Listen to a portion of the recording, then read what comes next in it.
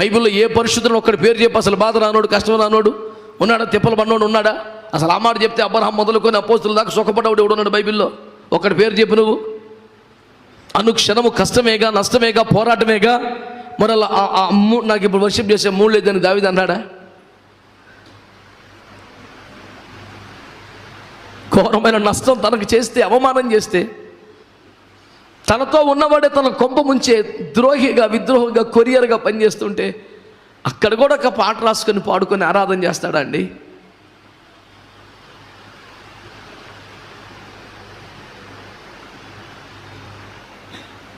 ఆత్మవశులుగా ఉన్నవారికే సాధ్యం అవుతుంది. వాళ్ళు ఎప్పుడూ ఆత్మవశులు ఉంటారు, అంతేగా. ఆత్మవశమైపోయి ఉంటారు, ఆ లోకంలో ఉంటారు, అంతే. పొరపాటున మోసపోయి భావోద్రేకాల ప్రపంచంలో పడిపోలేదు, వాళ్ళు ఎమోషన్స్లో గురి కాలేదు.